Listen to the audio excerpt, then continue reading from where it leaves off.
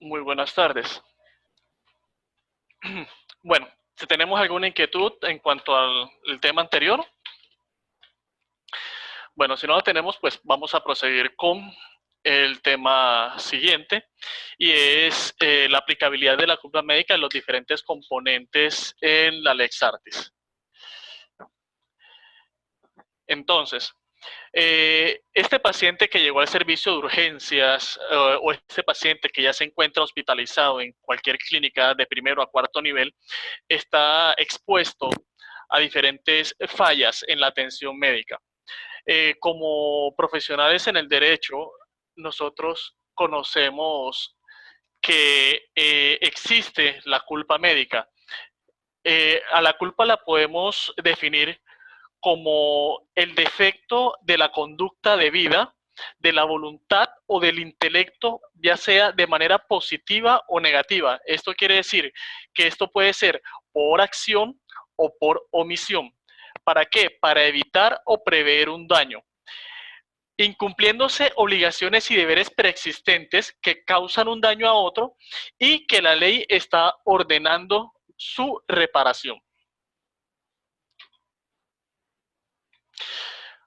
Para hablar de la culpa médica tenemos que dirigirnos a donde se estipula el concepto y la base del derecho médico que en nuestra ley está sujeta por la Lex Artis, que es la ley 23 de 1981. En esta se nos van a plantear varios artículos que corresponden a los elementos esenciales de la ley del arte y de la Lex Artis, o de la atención idónea por parte de los profesionales de la salud en Colombia. Aquí podemos subrayar varios ítems, que son los ítems más importantes en cuanto a la Lex Artis y la ética médica, que son los que vamos a referir en este momento, ¿de acuerdo? Entonces, en la Lex Artis tenemos estos artículos que traje a cabo, que traje aquí a colación, que están aquí enumerados, me gustaría pues mencionárselos. El artículo 1, en su numeral 1, habla del objeto de la profesión. Este nos dice que la medicina es una profesión que tiene como fin cuidar la salud del hombre y propender por la prevención de las enfermedades, el perfeccionamiento de la especie humana y el mejoramiento de los patrones de vida de la colectividad. Entonces, este ya nos está diciendo que el objetivo de todo médico es garantizar una buena calidad de vida del paciente o, en su efecto, un buen morir, un morir sin sufrimiento. Pues esto más adelante o en una próxima charla pudiéramos hablar pues de la eutanasia, que también es un tema bastante álgico aquí para la ley colombiana. En su artículo 3, que menciona la universalidad de la atención, nos da a entender, nos describe muy claramente que el médico tiene que buscar los beneficios los beneficios de la medicina a todas las personas que necesite, con las únicas limitaciones que están expresamente señaladas en la ley. No existe bajo ningún motivo ya una ley que permita a una entidad prestadora de servicios de salud, o ya sea una EPS o una IPS, en los servicios de urgencia, sobre todo, que es donde más se ve esta práctica, a que se le niegue la atención. El paciente, así no esté afiliado a la red del servicio, debe ser atendido por urgencias y realizársele por lo menos el servicio de triaje.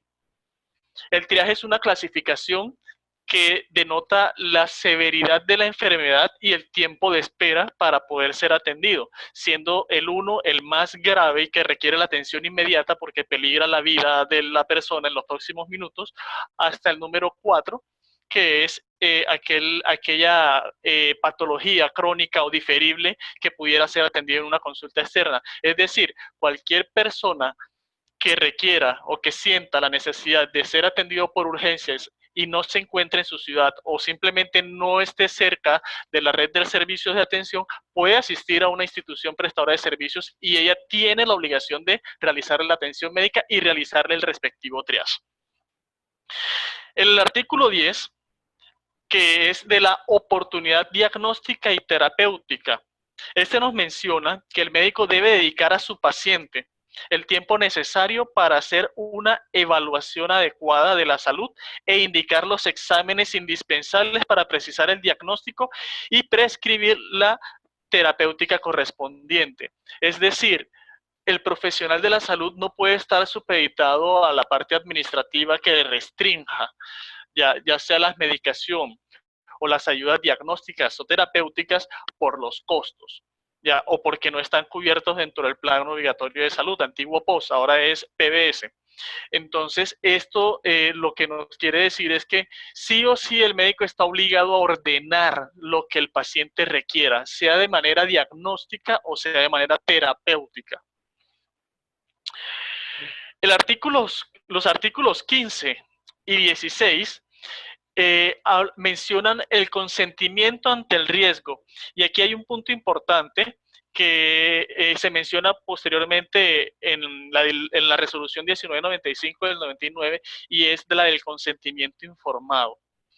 El artículo 15 dice que el médico no puede exponer al paciente a riesgos injustificados y que siempre debe pedir el consentimiento para aplicar los tratamientos médicos y quirúrgicos que considere indispensables y que pueda afectar física o psíquicamente.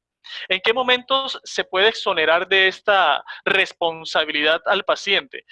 El mismo artículo 15 lo menciona, salvo en los casos en el que ello no fuere posible, y le explicará al paciente o a sus responsables de tales consecuencias anticipadamente. Esto quiere decir que excepto en los casos de emergencia, en los que prime la vida del paciente, se omitirá el consentimiento informado. El artículo 16 menciona que la responsabilidad del médico por las reacciones adversas inmediatas o tardías producidas por efecto del tratamiento no va a ir más allá del riesgo previsto y que el médico debe advertir siempre al paciente o a sus familiares y allegados. Es decir, el consentimiento informado está bien establecido por la normatividad colombiana, por los artículos 15 y 16 de la Lex Artis, de Ley 23 de 1981, y por la Resolución 1995 de 1999, donde se protocoliza y se exige que sea por escrito y firmado por el paciente y o por un familiar o responsable del mismo, salvo pues en los casos de los menores de edad o de las personas que no tienen la capacidad de decidir, ya estos van a ser firmados por los responsables de los pacientes. Entonces, es muy importante, el consentimiento informado debe ser tácito, debe ser explícito. Nosotros en la práctica del derecho vemos con muchísima frecuencia estos consentimientos mal diligenciados o muy generales o en blanco y con las firmas o medianamente diligenciados sin las firmas. Y esto no es nada más y nada menos que la prueba documental, ya, de que el usuario, cliente, paciente, como lo queramos llamar ya cuando está en nuestro despacho, no se le dio la oportunidad de decidir sobre las secuelas, complicaciones y consecuencias que un procedimiento terapéutico o diagnóstico pudiera generar sobre su estado físico y o emocional. Lo que en medicina no queda escrito significa que no existió. Ya, no valen las palabras, es que yo le dije, yo le comenté al paciente, yo se lo mencioné. Eso en medicina no existe porque en medicina la historia clínica tiene por obligación de ser escrita. Entonces, eso queda estipulado en los artículos 34 y 36 de la Lex Artis, que es el diligenciamiento de la historia clínica, que la menciona como ese registro obligatorio de las condiciones de salud del paciente, que es un documento privado sometido a reserva y que únicamente puede ser conocido por terceros previa autorización del paciente o en los casos previstos por la ley. Y en su artículo 36 menciona que en todos los casos la historia clínica deberá diligenciarse con claridad.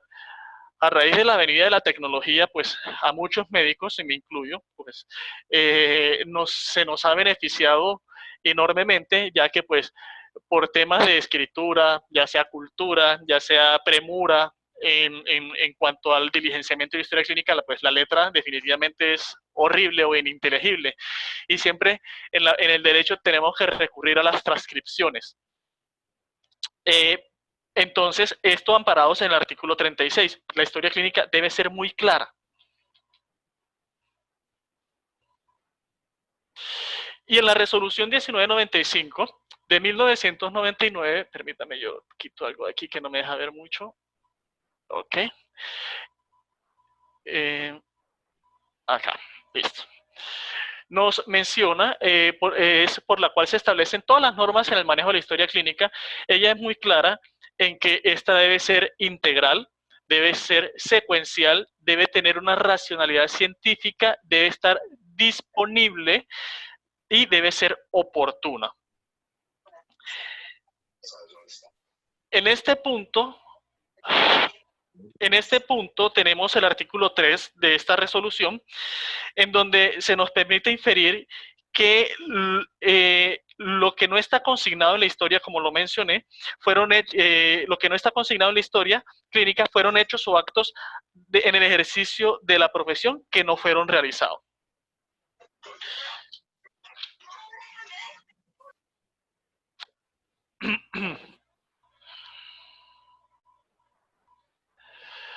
Bueno, entrando un poco más en materia, vamos a hablar sobre lo que es la culpa. En el Código Civil y en el Código y en el administrativo, pues no tenemos una definición muy clara acerca de la culpa en la parte médica. Sin embargo, el Código Penal en su artículo 23 nos da ya una orientación un poco más comprensible para el efecto de la responsabilidad médica. En el artículo 23 menciona a la culpa como cuando la conducta es culposa, cuando el resultado típico es producto de la infracción al deber objetivo de cuidado. Y el agente debió haberlo previsto por ser previsible, o habiéndolo previsto, confió en poder evitarlo. De aquí podemos ya desglosar dos tipos de culpa.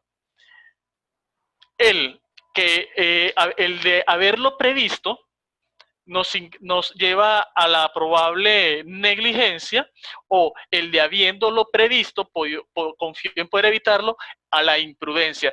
Nosotros tenemos el falso concepto de que todas fallas o todas culpas, o muchos tenemos ese concepto de que toda culpa médica es negligencia. Pues esto se aleja muchísimo de la realidad, ya que la culpa médica en su gran mayoría puede ser tanto negligencia como imprudencia e impericia. Un mismo acto, una misma falla, un mismo error puede incurrirse incluso en los tres tipos de culpa.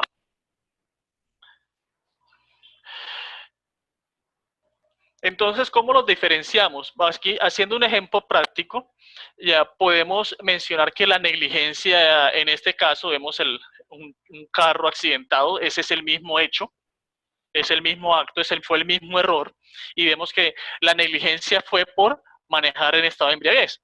Entonces, el error fue el choque del auto y fue por negligencia por haber conducido en exceso de embriaguez. Fue por impericia si el choque fue producto de no saber conducir. Y fue por imprudencia, ¿ya? Si sabiendo conducir, excedió la velocidad. Pero podemos darnos cuenta que un mismo acto pudo haber sido manejar bebido y a exceso de velocidad. Entonces, vemos que un mismo acto puede producir dos efectos o dos fallos. Esto es importante en el campo de la responsabilidad médica, ya que en materia de hechos, ya se pueden alegar dos situaciones diferentes para un mismo acto. Cosa de que esa institución o ese profesional que incurrió en esta falla tendría en la contestación que tratar de justificar dos eventos diferentes para un mismo acto. Ya, entonces es una situación que va a quedar más complicada de demostrar si vemos una culpa, si tenemos un caso de culpa médica, pues una culpa en responsabilidad médica. Entonces vemos que al tener dos actos va a ser mucho más difícil para ese profesional de la salud o para esa institución prestadora de servicios de salud demostrar que el mismo acto ya no fue producto de dos situaciones diferentes.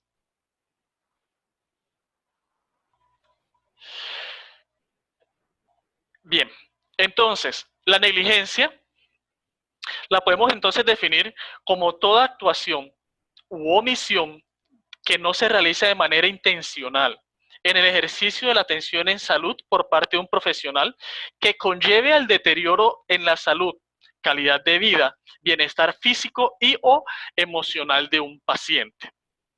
Esto, como lo podemos ver, puede ser por actuación u omisión. Vamos a un ejemplo. Yo creo que aquí con nosotros puede haber médicos. Esto no es una historia, este es un relato sucinto muy específico en el que quisiera demostrar. Sé que puede tener muchas aristas y puede tener muchos puntos que no están descritos, ya, pero vamos a describirlo. Entonces aquí un ejemplo 1, tenemos un paciente quien mientras se encontraba de vacaciones fuera de su ciudad de domicilio, acudió al servicio de urgencia de una clínica privada por dolor torácico. Se le negó el servicio por no ser de la red de atención del paciente, falleciendo en la calle víctima de un infarto.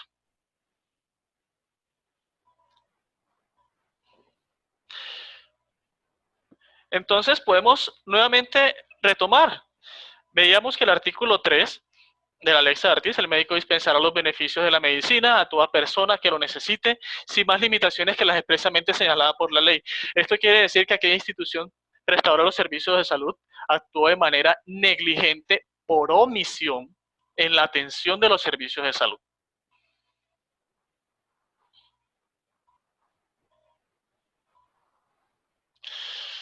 Y un ejemplo 2. Paciente quien es atendido en urgencias por fiebre de 4 días de evolución y manchas rojas en todo el cuerpo. El médico tratante realiza una evaluación rápida diagnosticando varicela, le ordenó ibuprofeno.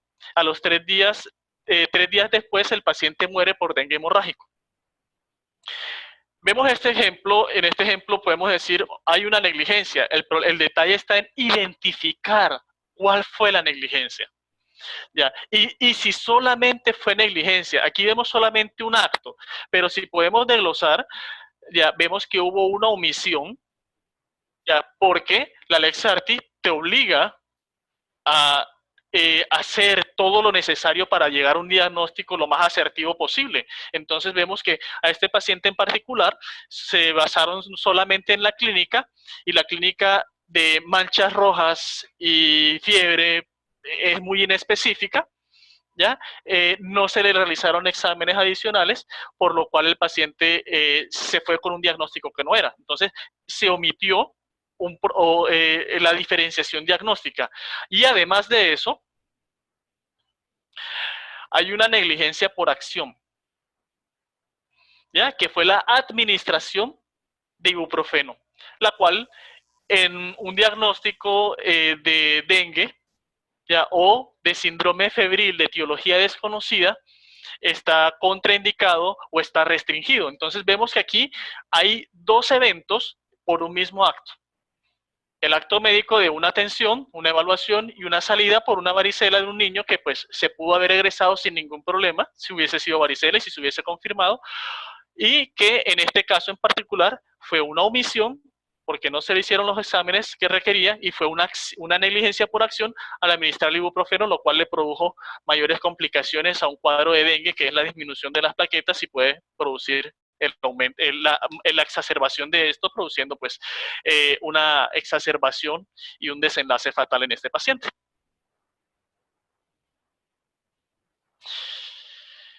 Continuamos con la imprudencia.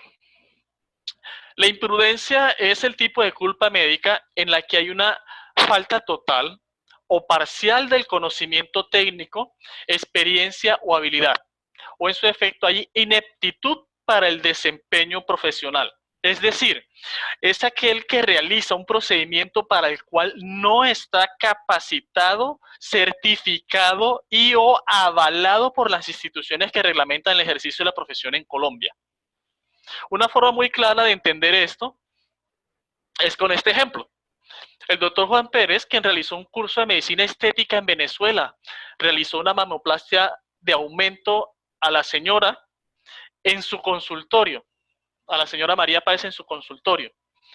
Ya, entonces es importante saber que independientemente del resultado, la actuación de este profesional para un procedimiento el que no está certificado en Colombia se convierte en una imprudencia. Pero claro, ¿cuándo lo conocemos nosotros? Cuando el resultado no es el esperado. Tenemos que tener en cuenta, doctores, pues, y me salgo ligeramente del tema, es que no siempre en medicina ya se considera que esta es de medios, ya que existen especialidades como la cirugía plástica donde es de resultado. ¿Listo? Entonces, vemos aquí que esto fue producto de imprudencia por parte del profesional de la salud.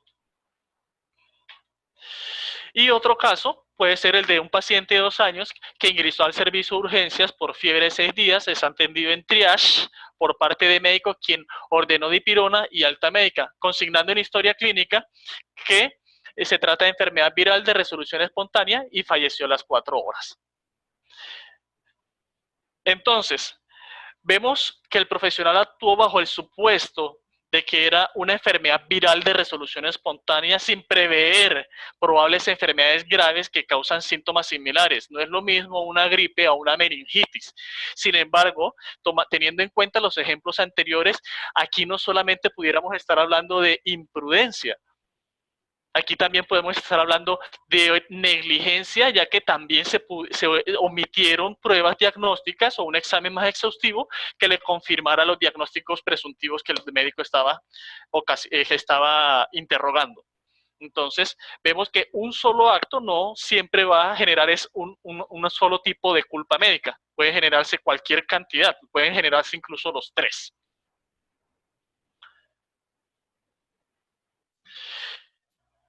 La impericia, por su parte, es la falta total o parcial de conocimientos técnicos, experiencia o habilidad, ineptitud para el desempeño profesional.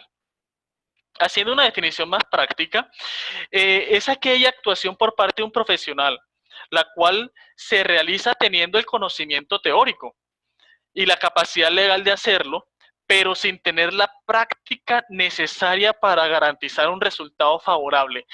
Este es un poco más complicado de demostrar porque teniendo en cuenta que pues una vez teniendo el título profesional, se te permite realizar el ejercicio de la profesión en todos los campos. Sin embargo, sí hay casos en el que se necesita la experiencia ya, para garantizar el resultado. Esto se ve mucho más frecuentemente en las cirugías estéticas.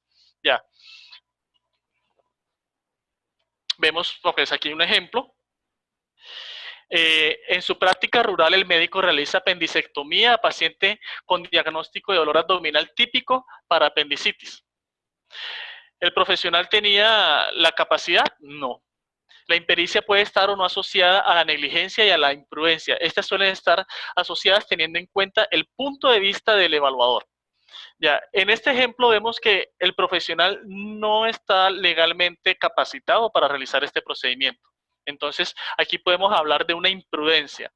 O ese cirujano residente, por ejemplo, ese cirujano que está en su primer año de residencia, ese médico general que se está especializando en cirugía general y por algún motivo, sin el acompañamiento de sus docentes, de sus especialistas, ya realiza el procedimiento quirúrgico solo, ya está y de quedar mal, de quedar bien todos felices y no pasó nada y nadie se enteró, pero de quedar mal, incurrió en impericia. Me gustaría, ya para concluir y dar paso a las preguntas, hacer un caso un poco más específico. me gustaría que lo leyéramos y abrimos micrófonos para contestar las dudas. El señor Edgar Gordillo Botija, de 45 años y 120 kilos de peso, se encontraba de cacería con sus hijos en los bosques de María, cuando de repente un oso de anteojos lo ataca y el hijo, por defender a su padre, dispara su rifle y de manera accidental impacta a su padre, causándole lesiones en la cara. De inmediato es llevado a la clínica de cuarto nivel. Eso quiere decir, una clínica de cuarto nivel significa una clínica que contiene todos los servicios médicos especializados, donde en el servicio de urgencias le atiende uno de los médicos generales de más experiencia, a fin de asegurar su respiración, decide sedar al paciente y realizar una intubación, la cual después de varios intentos y debido a las deformidades en la cara producto del disparo, le resulta infructuosa y a consecuencia de falta de oxígeno por la sedación, el paso de sangre a los pulmones y a la obstrucción de la vía aérea, el paciente después de varios minutos falleció. Entonces, me gustaría que se le abriera micrófonos a alguien que quisiera ayudarnos a resolver un poco qué tipo de falla o fallas pudieron haber contenido en este caso. Pueden levantar la mano quien tenga preguntas, quien vaya a intervenir.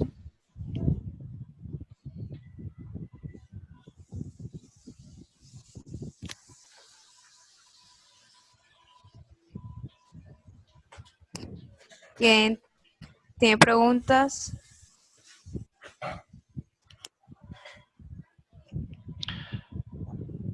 Buenas tardes, yo tengo una pregunta. Buenas tardes. Doctor Eduardo, si un paciente llega a un centro asistencial y llega, digamos que está grave, pero el vigilante no lo deja entrar, como caso se ha visto, ¿qué pasa allí? Buenas tardes. No identifiqué quién hizo la consulta. Guillermo Cortés. ¿Qué tal, doctor Guillermo? Bueno, doctor, la pregunta, bueno, el espacio era para este caso, pero le contesto. Doctor, el vigilante no es quien hace los triajes en los pacientes. El vigilante, a ser un empleado de la institución prestadora de servicio de salud, es la institución la que se hace responsable por la actuación de este. Cualquier complicación o consecuencia que genere la falta de atención por parte de este, ya va a ser responsabilidad de la institución prestadora de los servicios de salud. Entonces, se deben allegar las pruebas, eso sí. Entonces, se debe demostrar que el paciente efectivamente fue a consulta. Ya, puede ser por prueba testimonial, filmográfica, documental, ya cualquiera que sea el medio, ya, pero es la institución prestadora de los servicios de salud la que es responsable de la actuación por parte del vigilante. Me gustaría, pues, no sé si alguien tiene alguna inquietud en cuanto, o quiere hacer algún comentario en cuanto al caso que acabamos de leer, y para cerrar esta sección y dar paso, pues, a las preguntas en general del tema. Doctor, ¿nos podría volver a leer el...? Ya se los comparto. Gracias. Entonces, vemos aquí el caso del señor Edgar Gordillo. Pesa 120 kilos, se encontraba de cacería con los hijos. Uno de los hijos, cuando lo atacó un oso, disparó. Desafortunadamente impactó fue en la cara del señor. Y vemos que lo relevante, pues, es cuando llega el paciente al servicio de urgencia de clínica de cuarto nivel. Lo atendió un médico general con mucha experiencia. Para tratar de asegurar la vía aérea del paciente, decidió colocarle sedantes, realizar una intubación orotraqueal, pero que desafortunadamente, por el disparo y las deformidades que este le causó en la cara, le resultó difícil, y como consecuencia de la falta de oxígeno producto de la sedación, ya que al sedar al paciente la persona pierde la capacidad de respirar por sí mismo. Además, el paso de sangre a los pulmones y a la obstrucción de la vía aérea, el paciente fallece. Entonces, sí me gustaría, si alguno de los colegas, no importa, todos aquí estamos aquí para aprender un poco, tiene idea de qué tipo de culpa médica pudo haber, o si existió, o si definitivamente no existió ningún tipo de culpa. Doc, ¿me escuchas? Sí, señor. Bueno, ¿yo qué pienso? Buenas tardes para todos. En este caso podríamos estar hablando de un cuadro de una imprudencia o una impericia, dado que estamos en un nivel cuarto de complejidad, donde contamos con especialistas, con personal capacitado para el área. Ahí perfectamente el médico general, por más destreza, si cuenta con otro profesional al lado que va de la mano, que lo tiene ahí a la mano, y no es tomado en cuenta, considero que se podría estar fallando en que ejecutamos un acto sin las debidas precauciones, y que adicional a eso, hay otro experto mayor que él, que en este caso puede ser cualquier otro profesional, anestesia, o el emergenciólogo, no sé, otro personal que esté allí, ¿no? Sí, doctora. Es una de las posibles culpas o de las posibles fallas en la atención. Pero bueno, cerrémoslo. Sin embargo, no es solo una. Vemos en este caso varias fallas. Ya, vemos aquí en este caso varias fallas. Efectivamente. Sí. Y listo, yo pues en el punto jurídico, voy por en caso ya como abogado, ¿sí? Veo que la persona era un médico general, no era un médico como tal, de pronto encargado, ¿no? O sea, no tenía una especialidad en ese momento para atender esa emergencia por ser un médico general. Y creo que ahí hubo una negligencia médica. Creo, mi concepto, yo me iría por ese lado. Muchísimas gracias, doctor. Jesús Valero está pidiendo la palabra. Doctor, muy buenas tardes. Pensaría yo que, bueno, ahí hay varias cosas. Uno, estamos hablando de una clínica o centro asistencial de cuarto nivel, en la cual, pues, sea la persona quien lo haya atendido, pues, debería ser, como lo decía la doctora, uno, era el urgenciólogo. Dos, era el médico general, pues, adicional a ello, una impericia, además imprudencia, porque, pues, lo que estoy evidenciando dentro del caso es que él trató de asegurar la vía ventilatoria. Dado a ello que pues posiblemente hablando médicamente o tecnológicamente el paciente tendría que tener un LEFOR 4, pues para los que no se han de conocer, de pronto es una alteración ósea a nivel facial. Por tal motivo el médico trató de entubar al paciente dando fracasado ello. ¿Cuál era el mecanismo que ha tenido de hacer? Pues en el poco conocimiento una traqueo o otro mecanismo alternativo para asegurar pues inicialmente la vía respiratoria. A ello pues traería varios inconvenientes o varios factores que son, uno, la impericia, dos, la imprudencia, el no mecanismo alternativo para la atención del paciente, y a ello pues que no estamos en un nivel 1, pues que de pronto mi querido doctor conoce que no estaría en un centro de salud, muy bien lo dice en el caso clínico, un cuarto nivel. Muchísimas gracias, doctor.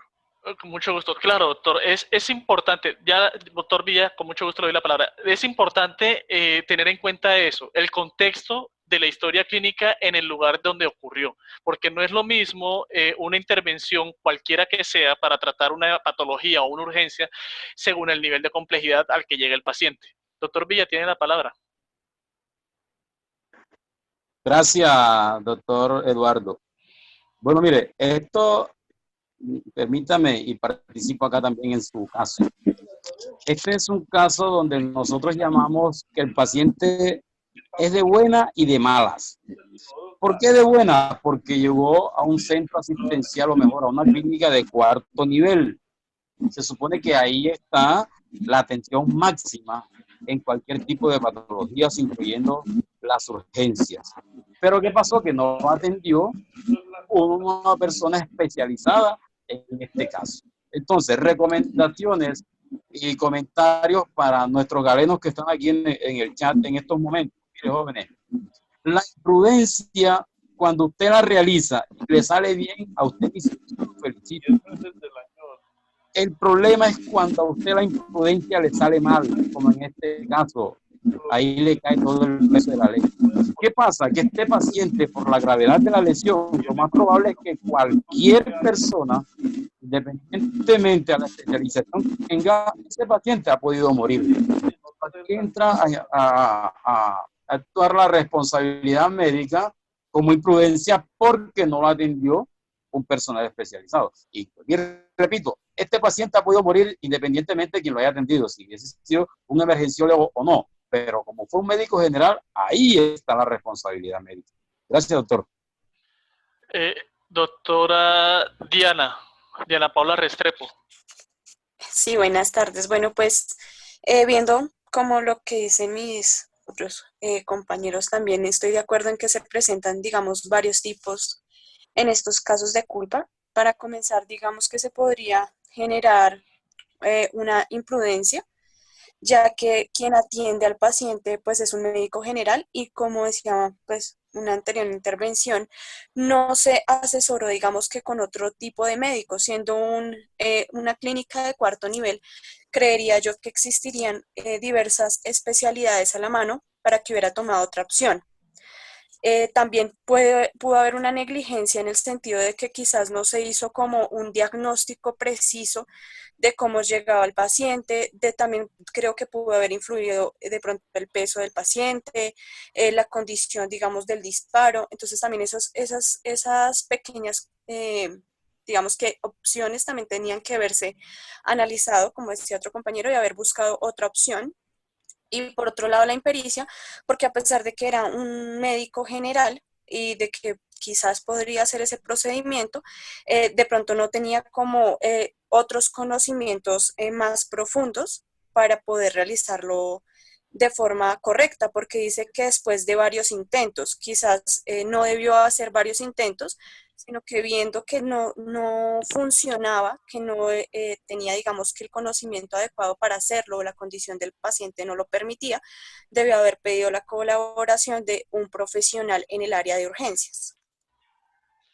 Muchísimas gracias, doctora. Bueno, les cuento que como ejercicio o como tarea que muchas veces le he puesto con algunos colegas, algunos estudiantes en medicina y en derecho, de este caso se pueden sacar 14 hechos diferentes o más, de hecho, creo que pueden salir un poco más, ya, porque es que hay varios actos negligentes, ya sea por acción u omisión, hay varios actos imprudentes y hay varios actos que incurren en impericia.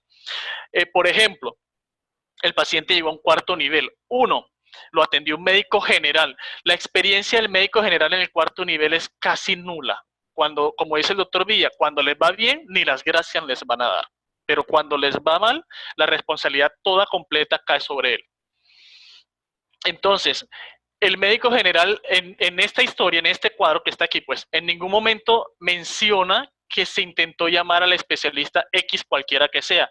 Ahí hay negligencia por omisión en la capacidad de la atención. No se aseguró de que el paciente recibiera la atención idónea y oportuna por parte del especialista en el área. Entonces, ese es uno de los ejemplos.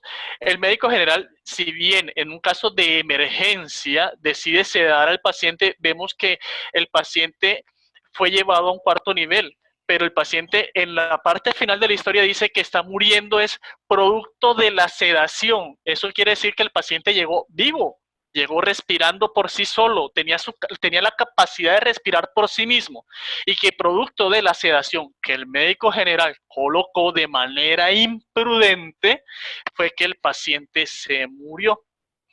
Entonces, si podemos empezar a detallar cada línea de este cuadro, podemos sacar 14 hechos o más. Ya, entonces, si lo desean, se lo pueden coger como reto propio. Quien saque más hechos en este solo acto, ya como parte de un ejercicio en responsabilidad médica.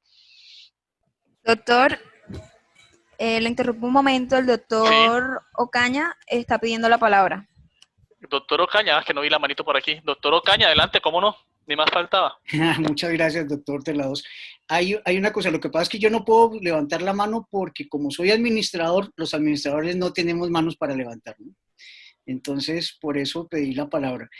Doctores, el caso clínico tiene una connotación que de pronto el doctor Telados no la ha dicho, y es que aparte de la impericia y todas las cosas de la culpa, también existe la falta de observancia de los protocolos médicos, más teniendo en cuenta que es una clínica de cuarto nivel, ¿sí? Entonces, aquí ya estaríamos hablando de un dolo directo, ¿sí? Con lo cual la cosa con el hijo del señor Gordillo se puede complicarle al médico muchísimo más. No era nada más. Gracias, Doc. Sí, sí, es que eso hace parte de más o menos unas 14 hechos, porque están las guías de manejo, protocolos de atención, todo eso. Ya, pero sí se sacan 14 o más hechos que debería demostrar el médico, o en este caso la institución, o a quien corresponda, porque sabemos que pues, estos procesos pueden ser tanto civiles o contenciosos administrativos, según sea el caso, penales y disciplinarios. Entonces, tenemos 4 campos en los cuales trabajar. Bueno, veo aquí, pues no veo más manitos alzada. Ya pasamos las preguntas. Muchísimas gracias por haber escuchado. Ya cualquier novedad, cualquier cosa, pues con muchísimo gusto voy a estar aquí a sus órdenes. Y pasaríamos con la doctora. Ahora pasamos con la doctora Diana. Doctora Diana. Doctor, yo tengo una pregunta, qué pena, pero no pude levantar la mano. Adelante, Doc. Adelante. Ok, muchas gracias. Es lo siguiente, yo veo como una contradicción en la narración de hechos, porque en una parte dice que a fin de asegurar su respiración, decide sedar al paciente. Y más adelante dice que la misma sedación, por causa de la sedación, el paciente fallece. Entonces, pues no sé si médicamente la sedación fue para asegurar la respiración, pero después esa misma sedación le causó la muerte. Entonces veo ahí como una contradicción que por favor quiero que me aclare. Claro, doctor, con muchísimo gusto. Doctor, lo que sucede es que en un procedimiento, pues ya esto es muy campo médico, en un procedimiento de intubación orotraqueal, le cuento así someramente, la intubación orotraqueal es meterle un tubo de más o menos 1 centímetro de grueso, como por unos 25 de largo, que va desde la boca hacia la división de los pulmones de la tráquea, que tiene que quedar más o menos en el punto donde se divide la tráquea hacia los 2 bronquios principales. Ya es un procedimiento bastante cruento, bastante difícil, en el sentido que al paciente se le tiene que sedar con 2 o 3 medicamentos. Un analgésico muy potente, opioide, un sedante, ya que es, vamos a poner un nombre, diazepam, es un medicamento que lo va a dormir en cuestión de segundos, y en muchas ocasiones un relajante muscular. ¿Qué quiere decir? Que yo cuando decido intubar a un paciente tengo que tener la seguridad de que lo voy a intubar. ¿Por qué? Porque el paciente va a perder la autonomía de poder respirar por sí solo. La sedación es para realizar la intubación, para yo poderlo ayudar con un ventilador aparte, con un respirador mecánico. El paciente queda, como en médicamente uno dice, el paciente queda entregado a voluntad del profesional en la salud para que el profesional sea el que le ayude a respirar por él. ¿Ya? Entonces, pero la complicación más frecuente y que mata al paciente es que el médico, una vez lo cede, porque tiene que sedarlo para hacerle una intubación, ya, una vez lo cede, no lo haga. Si una vez lo cede, no lo puede intubar, las complicaciones pueden llevarlo a hipoxia cerebral, quedan con isquemias cerebrales cuando viven, o lo lleva pues al desenlace que se manifiesta aquí, que fue la muerte del paciente.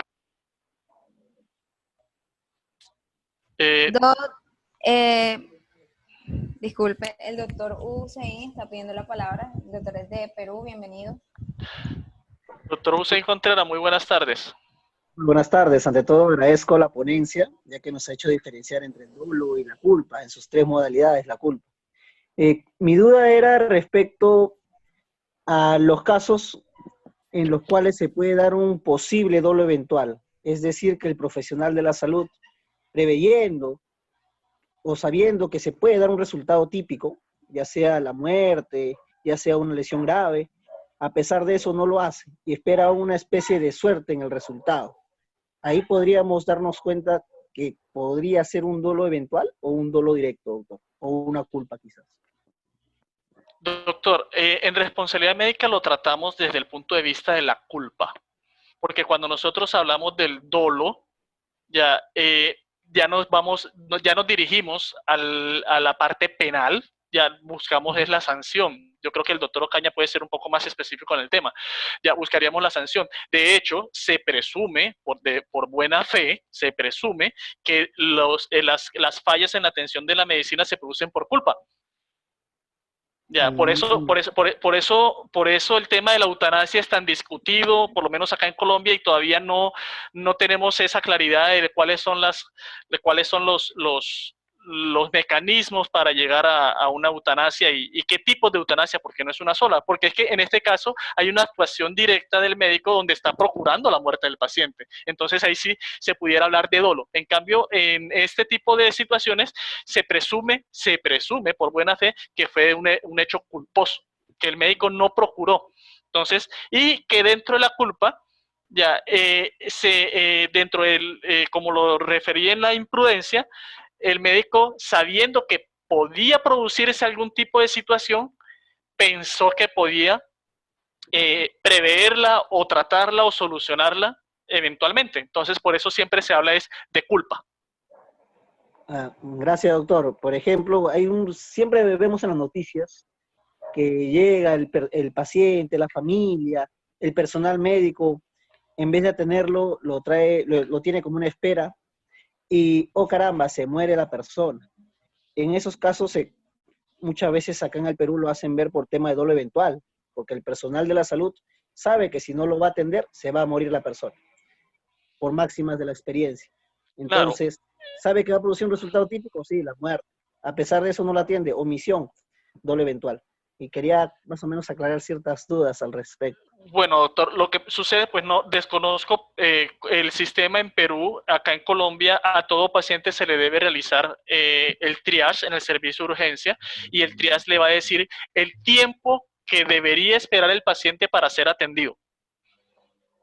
Ya, entonces en ese eventual momento en el que se sobrepase el tiempo, pues muy seguramente el médico o el sistema de salud alegaría que esa espera adicional en el tiempo que le generó la complicación al paciente no fue producto de la intención de que se complicara. Ya puede alegar que mientras el paciente estuvo esperando, estaba atendiendo más pacientes que también requerían atención, y que desafortunadamente, pues, que también la necesitaba, tuvo un desenlace no idóneo. Por eso el dolo eventual también es difícil de demostrar en este sentido. Ya porque van a decir, si la clínica estaba vacía, con mucho gusto lo hubiésemos atendido de manera inmediata.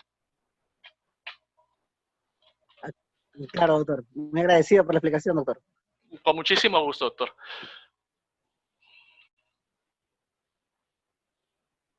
Bueno, muchísimas gracias.